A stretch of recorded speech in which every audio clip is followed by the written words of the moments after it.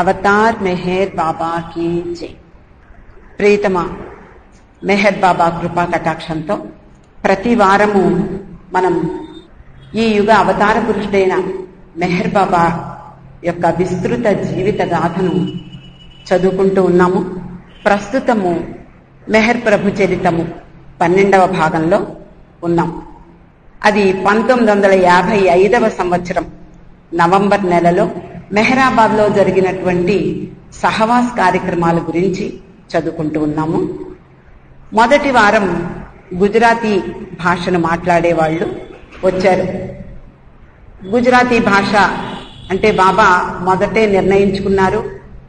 ఆ నవంబర్ నెలంతా కూడా తన సహవాస భాగ్యాన్ని తన ప్రేమికులకు ఇవ్వాలి అని బాబా సంకల్పించినట్లుగా ఒక్కొక్క వారం ఒక్కొక్క భాషా ప్రాంతాల నుండి బాబా సహవాసానికి రావడం జరిగింది. అలా మొదటి వారం గుజరాతీ భాష మాట్లాడే వాళ్ళందరూ వచ్చారు. రెండవ వారం ఆంధ్ర ప్రాంతానికి చెందినటువంటి ఆంధ్ర ప్రేమికులు బాబా సహవాసానికి రావడం జరిగింది. వాళ్ళు వచ్చిన తర్వాత జరిగినటువంటి విషయాలు మనము చదువుకుంటూ ఉన్నాము. 11వ తేదీ వచ్చారు. 12వ తేదీ ధుని కార్యక్రమం జరిగింది మెహరాబాద్ లో. ఆంధ్ర ప్రేమికులకు అంటే ఆంధ్ర ప్రేమికుల ఉండగా బాబా సమక్షంలో ఆ ధుని కార్యక్రమం వాళ్ళకి అవకాశం దక్కింది ఆంధ్ర ప్రేమికులకు. తర్వాత మర్నాడు ఉదయమే బాబా రావడం జరిగింది. బాబా రాగానే ప్రతి ఒక్కరి యొక్క ఆరోగ్య విషయాలు తెలుసుకోవడము, అలాగే వాళ్ళందరి యొక్క అంటే ఎలా నిద్రపోయారు, ఏం చేశారు, ఇలాంటి విషయాలన్నీ కూడా బాబా తెలుసుకుంటూ ఉన్నారు. ఆ రోజు కూడా అందరినీ అడగడం జరిగింది. కొంతమంది నిద్ర లేదని, ఎందుకు నిద్రపోలేదని బాబా అడిగినప్పుడు వాళ్ళు సమాధానాలు కూడా చెప్పారు. ఇక ఈ వారం విషయంలోకి వస్తే బాబా అంటారు, మస్తుల కోసం అలాగే వేరే ఏదైనా పని మీద మేమందరం కూడా బయట ప్రయాణాలు చేస్తున్నప్పుడు ఎక్కడ ఆగకుండా 15 నుండి 20 రోజుల వరకు ప్రయాణించే వాళ్ళం. అంటే బాబా స్వయంగా ఆ సహవాసానికి వచ్చినటువంటి ఆంధ్ర ప్రేమికులతో చెప్పేటటువంటి విషయాలు ఇవన్నీ. 15 నుండి 20 రోజుల పాటు ప్రయాణించే వాళ్ళం, ఎక్కడ ఆగకుండా. సమయానికి సరి అయినటువంటి ఆహారం ఉండేది కాదు, విశ్రాంతి దొరికేది కాదు. అందువల్ల రాత్రి సమయాలలో నిద్రపోవడానికి కూడా ఉండేది కాదు. అలాగే మేమంతా కూడా ప్రయాణాలు చేసేవాళ్ళం. కానీ మీకు ఇక్కడ అన్ని సౌకర్యాలు ఉన్నాయి. బలవంతంగా మెలకుగా ఉండడానికి ప్రయత్నించకండి. ఆలోచనలు మిమ్మల్ని కలవరపరచనీయకండి. నిద్రపోయేందుకు ప్రయత్నించండి అని బాబా అందరితోటి చెప్పారు. నిజానికి నిద్ర రాకపోతే ఆందోళన చెందకండి, నా నామాన్ని స్మరించండి అని బాబా చెప్పడం జరిగింది. అంతేకాకుండా బాబా అంటున్నారు, నా విశ్వ కార్యానికి సంబంధించినటువంటి కొన్ని అంశాలను ఈరోజు మీకు స్పష్టంగా చెప్పాలి అనుకుంటున్నాను. బాబా ఆ రోజు ఆంధ్ర ప్రేమికులకు ముందు వారం వచ్చినటువంటి గుజరాతీ బృందానికి వివరించినటువంటి కొన్ని అంశాలను ఇరుచి చేత మరొక మారు వివరింపచేశారు. ఆ రోజుల్లో బాబాకు అనేక ఉత్తరాలు వచ్చాయి. ముఖ్యంగా ఇది 1955 నవంబర్ నెలలో జరిగినటువంటి సహవాస్ కార్యక్రమానికి బాబా పురుషులకు మాత్రమే అనుమతినిచ్చారు. స్త్రీలను కానీ పిల్లల్ని కానీ అంగీకరించలేదు. మరి స్త్రీలందరూ కూడా అంటే డెహ్రాడూను, ఢిల్లీ, మధ్య భారత ప్రాంతం అంటే నాగపూర్ మొదలైనటువంటి ప్రాంతాల నుండి, అలాగే దక్షిణ భారతదేశం అంటే ముఖ్యంగా తెలుగు వాళ్ళందరి అంటే ఆ స్త్రీలు ఆ మహిళలందరూ కూడా బాబాకు ఉత్తరాలు, టెలిగ్రాములు ఇచ్చారు. దాంట్లో బాబాని అర్థిస్తూ, బాబా ఏమిటి వివక్ష, కేవలము పురుషుల్ని మాత్రమే రమ్మనడంలో మీ ఉద్దేశం ఏమిటి, మేం కూడా వస్తే మాకు కూడా మీ సహవాస భాగ్యం లభిస్తుంది కదా, మమ్మల్ని ఎందుకు రమ్మని పిలవలేదు అని వాళ్ళందరూ కూడా బాబాని ప్రార్థించారు. దానికి సమాధానం బాబా తన సహవాసంలో ఉన్నటువంటి ఆంధ్ర ప్రేమికులకు చెప్తూ ఉన్నారు. నాకైతే స్త్రీ పురుష భేదం లేదు. స్త్రీలైనా పురుషులైనా నా దర్శనానికి అర్హులే. నేను అన్నింటికీ అతీతుడను. కానీ స్త్రీ పురుషుల మధ్య విచక్షణ అనే అంశాన్ని తీసుకుంటే నాకు ఏ విధమైనటువంటి అభ్యంతరం లేదు. స్త్రీలు కూడా నన్ను దర్శించుకునే అవకాశం ఇవ్వాలి, తప్పదు. నిజానికి సమస్య ఏమిటి అంటే, స్త్రీలను పిలిచాను అనుకోండి, వాళ్లతో పాటు వాళ్ళ చంటి పిల్లలు, ఎడపిల్లలు అందరూ కూడా వస్తారు. వాళ్ళు వచ్చారు అంటే భర్తలు కూడా వాళ్ళ వెనకాతలే వస్తారు. ఇలా అనేక కుటుంబాల వారు నా సహవాసానికి వచ్చినప్పుడు అంతమందికి వీలైనటువంటి సదుపాయాలు చేయడం అనేది తలకు మించిన పని మండలి వారికి. కాబట్టి ఇది కష్టమని నా ఉద్దేశం.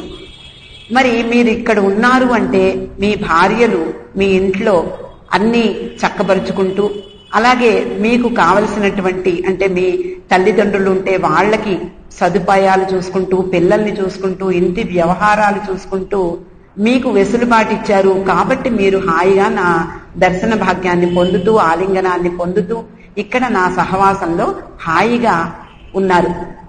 మరి మహిళలు పిల్లలతో ఇక్కడికి వస్తే ఎలా ఉంటుంది? సహజంగా వాళ్ళు తమ పిల్లల్ని ఆలనా పాలనా చూసుకునే బాధ్యత వాళ్లకు ఉంటుంది. కాబట్టి వాళ్ల సహవాసమే ఎక్కువ ఉంటుంది. నా సహవాసం కంటే వాళ్లతో సహవాసమే ఎక్కువ సమయాన్ని ఖర్చు చేస్తారు. మరి అలా అయితే ఇంకా ప్రయాణపు ఇక్కట్లు, ప్రయాణపు ఇబ్బందులు కూడా ఉంటాయి.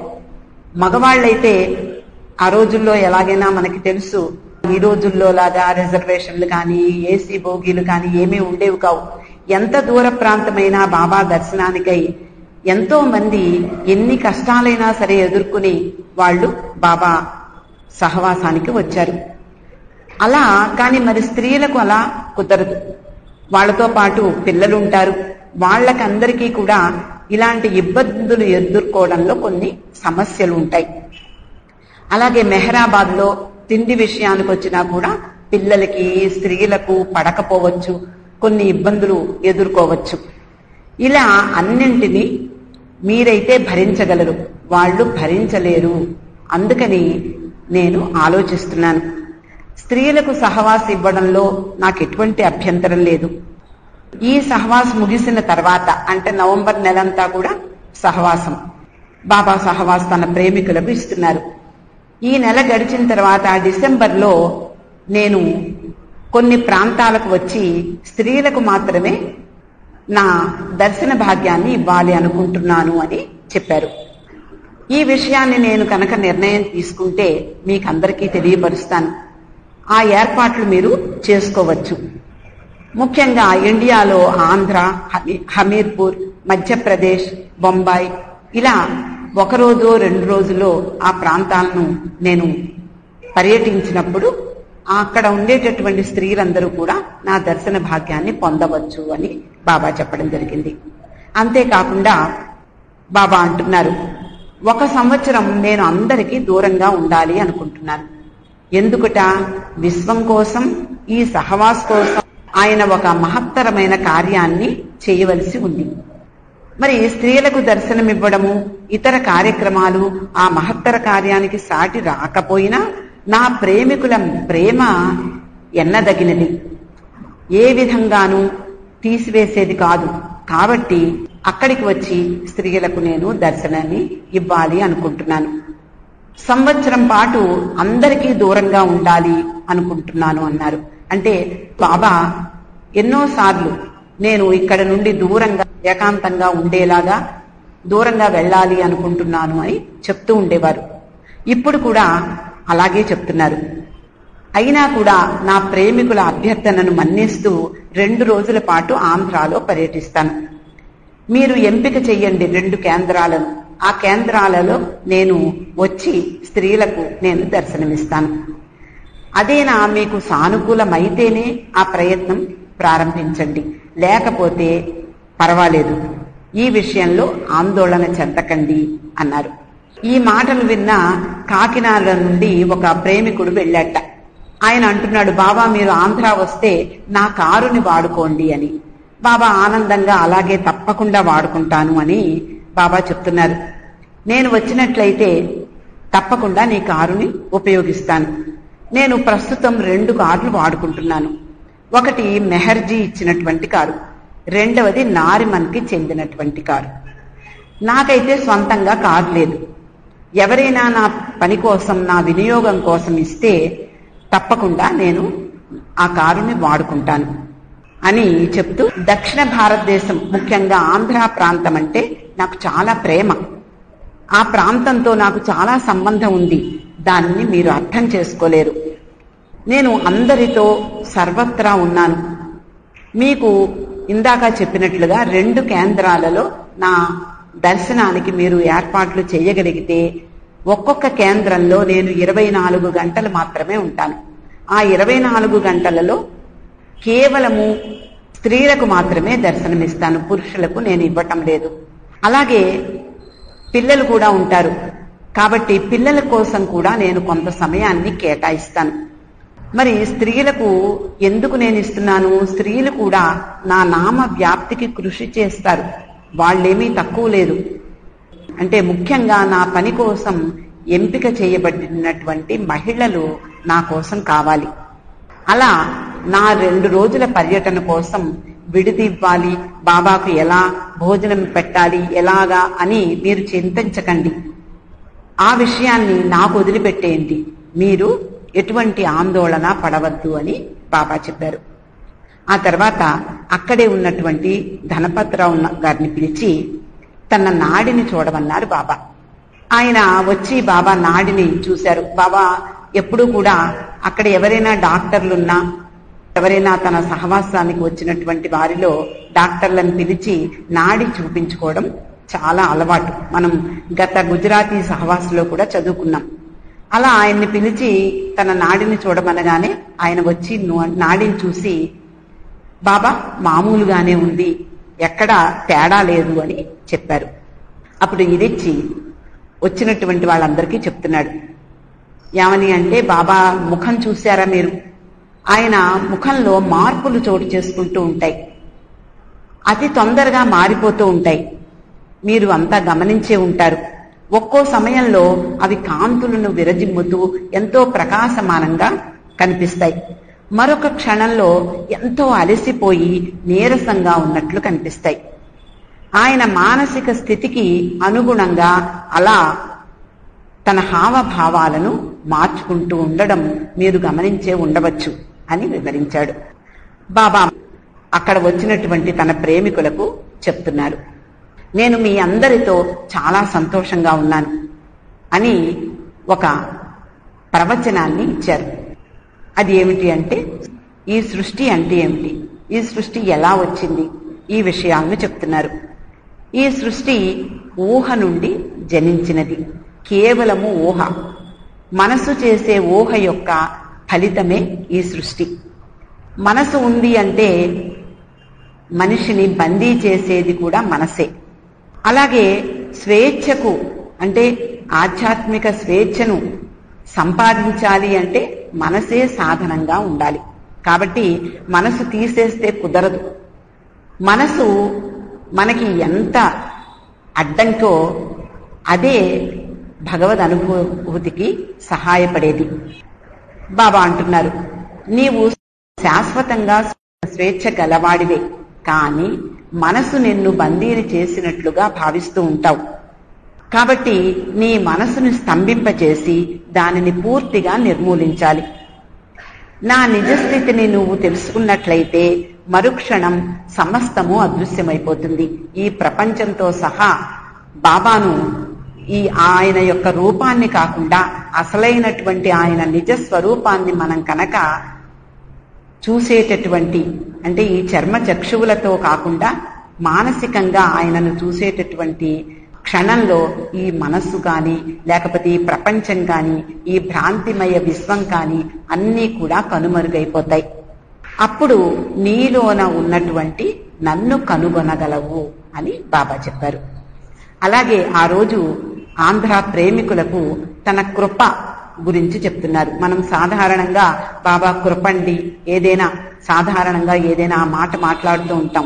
ఆయన కృప అంటే ఏమిటో నిజంగా మనకు తెలియదు.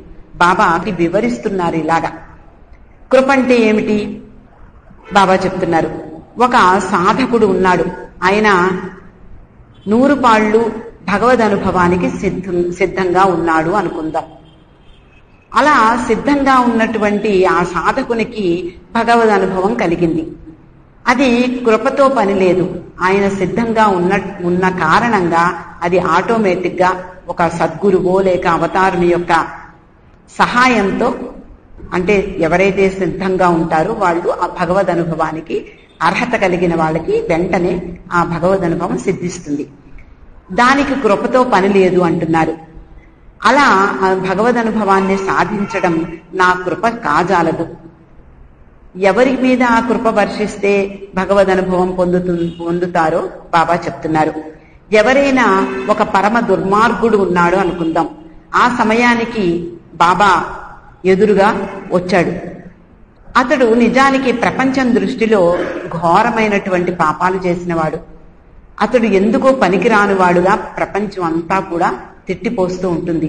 అలాంటి నికృష్టుడైనటువంటి ఒక వ్యక్తి బాబా ఎదురుగుండా వచ్చినప్పుడు ఆయన సంకల్పిస్తే, ఆయన ఒక లీలా విలాసము అంటాం, ఆ కనుక మొదలైందంటే ఆ క్షణంలో అతనికి భగవద్ అనుభూతిని ప్రసాదించగలను అంటున్నారు బాబా. ఇదే కృప అంటే. ఎవరి మీదైనా నా కృప జాలువారింది అంటే ఆ క్షణంలో అతడు నా నిజస్థితిని చేరుకుంటాడు. కానీ కృపను పొందడం అంత ఈజీ కాదు, అంత సులభం కాదు, చాలా చాలా కష్టం. నేను సదా నా కృపను వర్షించడానికి సిద్ధంగానే ఉంటాను, కానీ దాన్ని స్వీకరించేందుకు ఎవ్వరూ సిద్ధంగా ఉండరు. ఈ విషయాన్ని ఒక పోలికతో బాబా చెప్తున్నారు. అక్కడ ఉన్నటువంటి వాళ్ళందరినీ ఉద్దేశించి చెప్తున్నారు బాబా. సూర్యుడు తన వెలుగును విరజిమ్ముతూ ఉంటాడు, బయట సూర్యుడు ప్రకాశిస్తూ ఉంటాడు. మనమంతా కూడా ఇక్కడ ఈ హాల్లో కూర్చున్నాం. ఈ హాలు పైకప్పు ఉండడం వలన ఆ సూర్యకాంతి మన మీద పడే అవకాశం లేదు. మరి సూర్యుని వెలుగు కావాలి అంటే మనం ఈ కప్పునైనా ఛేదించాలి, లేదా బయటికైనా వెళ్ళాలి. అయితే సూర్యుని వెలుగు రాకపోవడానికి కారణం ఈ పైకప్పు అని నువ్వు అర్థం చేసుకుంటున్నావు. ఎప్పుడైతే పైకప్పు తొలగిపోతుందో అప్పుడు నిరాటంకంగా ఆ వెలుగు జాలువారుతుంది. అది నువ్వు తెలుసుకుంటావు. అయితే నిరాటంకంగా నాకు ప్రవహిస్తూనే ఉంటుంది. కానీ నీకున్నటువంటి అహం అనేటటువంటి పైకప్పు లాంటి ముసుగు నీ మీద అడ్డంగా ఉండడం వలన నా కృప నిన్ను చేరుకోలేకపోతోంది. ఆధ్యాత్మికత, ప్రేమ, విశ్వకార్యం ఇవన్నీ వీటిని గురించి నేను చెప్తున్నాను, మీరు వింటున్నారు. ఇదంతా కూడా మీ పుస్తకాల్లో కూడా కనపడుతుంది. ఆధ్యాత్మికమైనటువంటి గ్రంథాలలో, మత గ్రంథాలలో నేను చెప్పేవన్నీ కూడా కనిపిస్తాయి.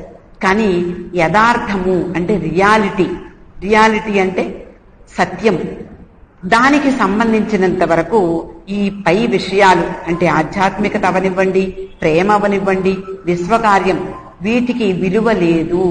సత్యంతో పోలిస్తే ప్రాపంచికమైనటువంటి మనం ఇప్పుడు వింటూ ఉన్నటువంటి ప్రవచనాలకు కానీ, లేదా ప్రసంగాలు కానీ, లేదా బాబా ఇచ్చినటువంటి మనకందరికీ వరప్రసాదంగా ఇచ్చినటువంటి గాడ్ స్పీక్స్ కానీ సత్యంతో పోలిస్తే విలువ లేదు అంటున్నారు. గాడ్ స్పీక్స్ కి విలువ లేదా అంటే బాబాయే చెప్తున్నారు, దాని వరకు అది పరిపూర్ణమైనటువంటి గ్రంథం, దానికి సత్యంతో సరిపోల్చలేం. మొత్తం సృష్టి అంతా ఎలా సంభవించింది అనే విషయం అంతా కూడా గాడ్ స్పీక్స్ లో చెప్పబడింది. వివిధ మతాలకు చెందినటువంటి వివిధ మత గ్రంథాలలో కూడా అదంతా కూడా ఆ విషయాలన్నీ కూడా ఉంటాయి. నా కృప నీ పైన వర్షించిందంటే నీవు నా అంతటి వాటివి అయిపోతావు. కానీ నా కృప నీ మీద పడాలి అంటే సరైన క్షణం రావాలి. ఎప్పుడైతే ప్రవహిస్తుందో అదే సరైన క్షణం అంటున్నారు. నిన్ను నా అంతటి వాణ్ణి చెయ్యాలని నాకు అనిపించింది అనుకో, అప్పుడే నా కృప నీపై జాలువారుతుంది. ఆ సంకల్పం, ఆ లీలా విలాసం ఆయనలో కలగాలి. అదే కృప అంటే అని బాబా వివరించారు. మనకి సాధారణంగా ఎప్పుడు ఎక్కడైనా కూర్చున్నా ఇలా ప్రవచనాలు విన్నా ఒక్కొక్కప్పుడు ఏకైక దృష్టితో వింటూ ఉంటాం. ఒక్కొక్కసారి మనసు పక్కకు వెళ్ళిపోతూ ఉంటుంది, వేరే ఏదో ఆలోచిస్తూ ఉంటుంది. అప్పుడు బాబా ప్రేమికులమైన మనమందరం కూడా బాబా ఎలా బాబా ఇలాంటి ఆలోచనలు, రాకూడని ఆలోచనలు వస్తూ ఉంటాయి, చెడు తలంపులు వస్తూ ఉంటాయి, ఎలా అని అనుకుంటూ ఉంటాం. బాబా దానికి సమాధానమిస్తూ నన్ను మర్చిపోకుండా ఉండడం ఎలా అని చింతించండి. అంతేగాని ఇవి ఎలా వస్తున్నాయి, ఏవో నాకు చెడు తలంపులు వస్తున్నాయి, లేదా నాకు అనవసరమైన ఆలోచనలు వస్తున్నాయి అని చింతించవలసిన అవసరం లేదు. నన్ను మర్చిపోకుండా ఎలా చింతించాలి, బాబాను మర్చిపోకుండా ఎలా చింతించాలి, ఎలా స్మరించాలి, ఈ చింతను మీరు ఎప్పుడు అనుకుంటూ ఉండండి. సాధ్యమైనంత వరకు నా గురించి ఆలోచిస్తే నిన్ను ఏ శక్తి తాకలేదు అని బాబా చెప్తున్నారు. ఇది ఉదయం అంటే అందరినీ పలకరించి అందరికీ నిద్ర పట్టిందా లేదా ఇవన్నీ అయిన తర్వాత, వాళ్ళ క్షేమ సమాచారాలన్నీ కూడా ఆలోచించిన తర్వాత బాబా ఈ ప్రసంగం ఇచ్చారు. అంటే సృష్టి గురించి, కృప గురించి అద్భుతమైనటువంటి వివరణ బాబా స్వయంగా ఆ రోజు ఆంధ్ర ప్రేమికులకు ఇచ్చారు. ఆ తర్వాత ఆ సమయం 9:15 అయింది. విశ్రాంతి కొరకు కాసేపు విరామం ఇచ్చారు బాబా, ఒక అరగంట. ఆ తర్వాత మళ్ళీ వాళ్ళందరినీ కూడా సమావేశపరిచారు. ఆ తర్వాత రంజు వ్రాతపూర్వకంగా తయారు చేసినటువంటి వివరణలను ఆ సహవాసులో చదివించారు. ఆ తర్వాత మళ్ళీ స్పష్టంగా కొన్ని సంగతులను బాబా విశదపరిచారు. తర్వాత మధ్యాహ్నం భోజనానికి వెళ్లిపోయారు. తిరిగి వాళ్ళందరూ కూడా 1:25 హాల్లో సమావేశమయ్యారు. మల్లికార్జునరావు అనే బాబా ప్రేమికుడు ఒక ప్రార్థనా గీతాన్ని వ్రాయడం జరిగింది. దాన్ని రాజా మొహమ్మద్ అనే వ్యక్తి రాగయుక్తంగా ఆలాపించాడు. ప్రార్థనా గీతం పాడిన తర్వాత బాబా మళ్ళీ ఒక ప్రవచనాన్ని ఇచ్చారు. బాబా అంటున్నారు, నీకు నీవే అడ్డుతెరగా ఉన్నావు, దాన్ని ఎలా తొలగిస్తావు? మనకందరికీ తెలుసు, బాబా ఎన్నోసార్లు ఎన్నో సందర్భాలలో చెప్పారు. మనందరికీ ఉన్నది ఏమిటి? అహం, నేను, నాది, నాకు అనేదే మనకి భగవంతునికి అడ్డుతెర. ఇలాంటి అడ్డుతెర అంటే నీకు నువ్వే అడ్డుతెరవి, నేను అనే అడ్డుతెర నీ మీద ఉంది. దాన్ని ఎలా తొలగిస్తావు? ఇంతకు ముందు నేను చెప్పాను, నా నామాన్ని 14 సార్లు జపించండి, అంతకంటే తక్కువ కాకుండా స్మరించండి. అంటే మినిమం 14 సార్లు జపించాలి. బాబా బాబా బాబా అంటూ అలా పదే స్మరించండి. ఒకనాటికి మీకు నాకు మధ్య ఉన్న మీ అహము అనే అడ్డుతెర తొలగిపోతుంది. నేనే ఆ అడ్డుతెరను తొలగిస్తాను. ఎన్నో ధ్యానాలు చేస్తూ ఉంటారు, దైవ నామాన్ని జపిస్తూ ఉంటారు. ఎంత ఆరాధించినా భగవత్ ప్రేమ అనే కానుకను నువ్వు పొందలేవు. నేను ప్రసాదించినప్పుడు మాత్రమే ఆ కానుకను మీరు పొందగలరు. నేను ఆ ప్రేమ కానుకను ఎప్పుడైతే ప్రసాదిస్తానో ఆ ముసుగు అంటే మీకు పైన ఉన్నటువంటి అహము అనే అడ్డు తెర దానికదే 1 సెకను కంటే అతి తక్కువ వ్యవధిలో దానికదే తొలగిపోతుంది. ఈ ప్రేమ కానుకను నా నుండి పొందగలిగే సామర్థ్యం ఎంతో మందికి ఉండదు. అక్కడ ఉంటుంది. వాళ్ల గురించి నాకు తెలుసు. ఆ కానుకను పొందినటువంటి వ్యక్తి ఎలా ఉంటాడో బాబా చెప్తున్నారు. బాబా కానుకను పొందినటువంటి ఆ ప్రేమ మనలో, అంటే సపోజ్ మనకే ఆ ప్రేమ కానుక లభించింది అనుకోండి, ఏమీ మాట్లాడలేం. మన పెదవులు మూతపడిపోతాయి. ఒక నిట్టూర్పు కూడా నోటి నుండి బయటికి రాదు, అలా మూతపడిపోతాయి. నిజానికి కొంతమంది మనకి కనిపిస్తూ ఉంటారు, ఏదో ఉద్వేగానికి లోనై భగవన్ నామాన్ని జపించేటప్పుడో, ఎంతో శ్రావ్యంగా మన వాళ్ళు పాడేటప్పుడో ఏదో మనలో ఒక మనసు కరిగిపోయి హృదయం ద్రవించి కంటి వెంట నీళ్లు వస్తూ ఉంటాయి.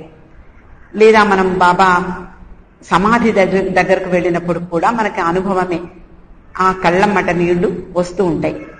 బాబా చెప్తున్నారు, అలా భగవన్నామాన్ని జపిస్తూ ఆ వాళ్ళ కళ్ళ వెంట నీళ్లు వచ్చినప్పుడు ఎంత చక్కటి ప్రేమికుడు వాళ్ళు అని మనం అనుకుంటాం. కానీ బాబా చెప్తున్నారు, అతడు దైవీ ప్రేమికుడు కాడు, అని తెలుసుకోండి. ఆ భగవత్ ప్రేమ అనేది నిజంగా ఉంటే ఎటువంటి ఉద్వేగము వాళ్ళల్లో ఉండదు, ఎటువంటి స్పర్శ అంటే ఎటువంటి చలనము వాళ్ళల్లో ఉండదు. కాబట్టి నేను నా దివ్యాధికారంతో చెప్తున్నాను, నిజమైనటువంటి భగవత్ ప్రేమకు మనమనుకునేటటువంటి భగవత్ ప్రేమకు అంత తేడా ఉంది అని ఆ రోజు చెప్తున్నారు. నా నుండి ఈ ప్రేమ కానుక ఇందాక చెప్పినట్లుగా నేను నాకుగా నేను మీకు ఇవ్వగలను. అటువంటి ప్రేమ కానుకను మీరు పొందనంత వరకు నన్ను మీరు తెలుసుకోలేరు. మనం చూసేది భౌతికమైనటువంటి బాబా రూపాన్ని మాత్రమే. అసలైనటువంటి నా నిజ స్వరూపాన్ని చూడాలి అంటే నా ప్రేమ కానుకను మీరు పొంది తీరాలి అంటున్నారు. కానీ మనం ఏం చెయ్యాలి అయితే ఆయన ప్రేమ కానుక కోసం ఎన్నాళ్ళు వెయిట్ చేస్తాము? అది అందరికీ మనకి సందేహం కలుగుతుంది. బాబా దానికి కూడా చెప్తున్నారు, మీరు నన్ను అవతారునిగా స్వీకరించినట్లయితే నా ఆదేశాలను పాటించగలుగుతారు. బాబా ప్రేమికులమైనటువంటి మనమందరం కూడా ఆయనను అవతార పురుషునిగా స్వీకరించాం. కాబట్టి ఆయనను విధేయతతో ఆయన ఆదేశాలను పాటించాలి అని అనుకుంటాం. కొంతమంది అంటే దానికి ప్రయత్నిస్తూ ఉంటాం. ప్రతిరోజు కూడా ప్రార్థన చేస్తూనే ఆ ప్రార్థనలోనే ఉంది మనం ఏ విధంగా కృపను పొందాలి అనే ప్రేమను పొందాలి, లేదా ఆయన విధేయులై ఎలా ఉండాలి అనేది మనకందరం ప్రవచనాల ద్వారా తెలుసుకుంటూనే ఉన్నాం. అలా అవతారునిగా స్వీకరించినట్లయితే కేవలము నాకు విధేయులుగా ఉండండి, ప్రేమ మిగిలినవన్నీ తర్వాతే. కాబట్టి మీరు నన్ను అవతారునిగా స్వీకరించినట్లయితే నాకు విధేయులుగా ఉండండి. నా అవతార తత్వంలో ఏమాత్రం లేశమైన సందేహం కలిగినా మీరు నాకింతవరకు చూపించినటువంటి అంటే అక్కడ ఉండేటటువంటి తన ప్రేమికులతో స్వయంగా పాప చెప్పే మాటలు ఇవన్నీ. మీరు నా అవతార తత్వంలో ఏమాత్రం సందేహం కలిగినా మీరు వేసినటువంటి దండలు కానివ్వండి, పాదాభివందనాలు కానివ్వండి, ఇవన్నీ కూడా కపటం మాత్రమే అవుతాయి, ఒక కపట నాటకమే అవుతాయి. కాబట్టి యుగ యుగాలుగా నేను హెచ్చరిస్తూనే ఉన్నాను, అన్నిటినీ త్యజించి నన్ను అనుసరించండి అంటే అర్థం ఇదే. అన్నిటినీ వదలండి, నన్ను అనుసరించండి అంటే ఇదే అర్థం. నాకు విధేయులుగా ఉండండి అని దీని అర్థం. కాబట్టి నన్ను మీరందరూ కూడా అవతార పురుషునిగా అంగీకరించి నన్ను స్వీకరించినట్లయితే మీరు నాకు విధేయులై ఉండడమే మీ కర్తవ్యం. నేను మౌనాన్ని అవలంబించే ముందు ఒక వ్యక్తి మెహరాబాద్ వచ్చాడు. ఈ విషయాలు కూడా బాబాయే చెప్తున్నారు. అతడు బాబాను ప్రార్థిస్తాడు, బాబా నన్ను ఇక్కడే ఉండనివ్వండి, నేను ఆ ఉద్దేశంతో ఇక్కడే ఉండాలనే ఉద్దేశంతో నేను వచ్చాను, మీకు 100కి 100 పాళ్ళు నేను విధేయునుగా ఉంటాను, ఆ ఉద్దేశంతో నేను ఇక్కడికి వచ్చాను అంటూ ఎంతో విలపిస్తూ రోధిస్తూ బాబాను ప్రాధేయపడ్డాడు. అతనికి భార్య పిల్లలు ఉన్నారు. బాబా అంటున్నారు, నేను కనుక ఆదేశిస్తే నీ బిడ్డ గొంతును కోసేస్తావా అని అడిగారు బాబా. అతడు బాబా అడగగానే సరే బాబా అన్నాడు. అయితే బాబా నువ్వు దిగంబరంగా అహమ్మద్ నగర్ వీధుల్లో సంచరించిరా అన్నారు. అదెలా కుదురుతుంది బాబా అన్నాడు. వెంటనే బిడ్డ గొంతును కొయ్యడానికి సిద్ధపడినటువంటి ఆ వ్యక్తి దిగంబరంగా నడిచిరా అనగానే అదెలా కుదురుతుంది బాబా అంటే, నేను నీ బిడ్డ గొంతును కొయ్యమని కాని దిగంబరంగా నడవమని కాని నేను ఆదేశించను. విధేయత అంటే ఇది అని చెప్పడానికి మాత్రమే ఈ ఎగ్జాంపుల్ చెప్పాను. నీకు తెలియజేయడానికే ఈ ఆదేశాన్ని ఇచ్చాను. విధేయత ఎంత కష్టమైందో అర్థమైందా? నాకు విధేయులుగా ఉండాలి అంటే సాధారణమైన విషయం కాదు. కాబట్టి విధేయత అంటే ఇది అని చెప్పడానికి మాత్రమే నేను నిన్ను ఇలా ఆదేశించాను అని బాబా చెప్పారు. అలా ఆ రోజు అంటే 13వ తేదీ బాబా తన సహవాసానికి వచ్చినటువంటి ఆంధ్ర ప్రేమికులందరికీ కూడా ఆ రోజు సృష్టి గురించి, కృప గురించి, ఈ విధేయత గురించి చాలా స్పష్టమైనటువంటి వివరణ ఇవ్వడం జరిగింది. ఈ రోజు ఆపుదామండి. అవతార్ మెహర్ బాబా కీ జై.